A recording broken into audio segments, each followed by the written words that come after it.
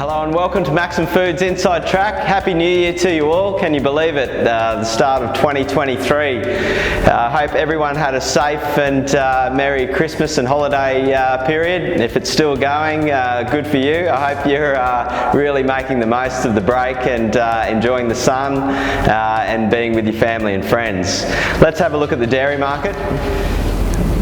So in summary, across the market, relatively bearish conditions. Demand activity is relatively low or stable. Last night's GDT was representative of that. We saw most commodities coming back in pricing.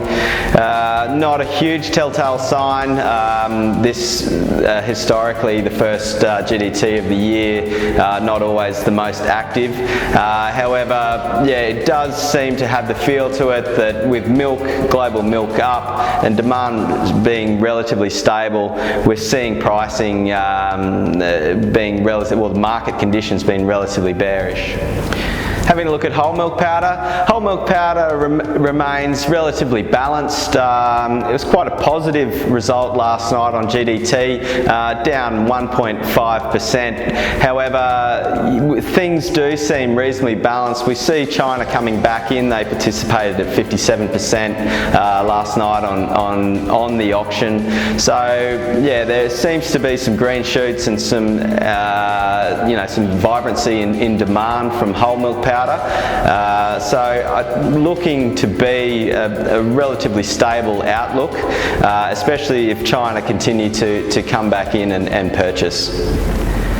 Having a look at skim milk powder, after a very bullish 2022, we're seeing skim milk powder sort of settle back to sort of 5-year averages. So skim in the EU seems reasonably plentiful, so supply is good there, supply is good out of the US. Still a premium for NZAU skim globally.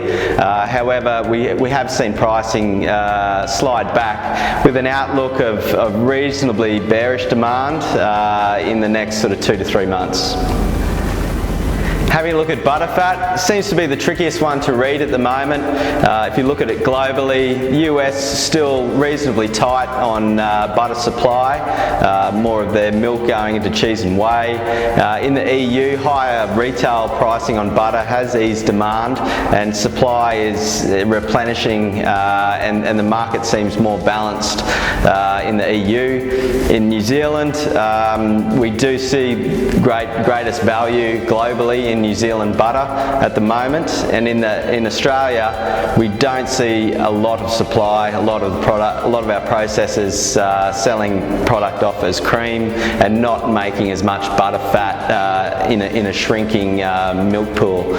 So in summary of that, New Zealand and New Zealand butter remains the greatest value. Pricing, although easing off a little, remains relatively stable, and as it remains the best value in globally, pricing should in the next 3 to 6 months be reasonably flat. Having a look at cheese now, in the US, November reports of 1.3% milk or increase in raw milk production. So we do see a lot more focus on cheese production out of the US, which is sort of flattening pricing out there. In the EU, much similar to butter, those retail pricing or higher pricing is starting to put a bit of pressure on the likes of mozzarella, Gouda and Edam. So pricing has come off a bit in the EU as well. Much like butter, again, in New Zealand cheese and Australian cheese remain probably the greatest value in the global market. So demand is still quite good. In Australia, not a lot of cheese production as well in the shrinking milk pool. So cheese pricing in Australia is remaining relatively firm, and with supply not diminishing but remaining relatively tight, then we should see pricing for cheese over the next 3 to 6 months be relatively stable. Having a look at whey powder, so sweet whey powder remains relatively stable.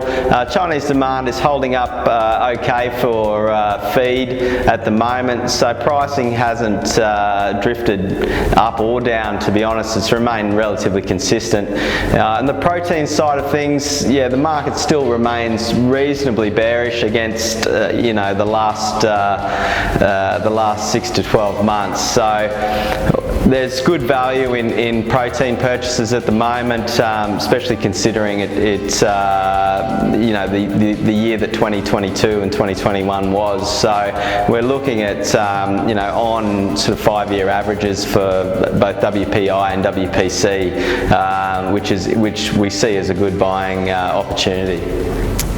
So in summary, the Southern Hemisphere holiday season, there hasn't been a lot of activity in the last 2 to 3 weeks. So it is a hard read at the moment on the market. We should see some activity pick up over the January-February period. So yeah, it'll be one to watch, and look forward to seeing you again in a fortnight.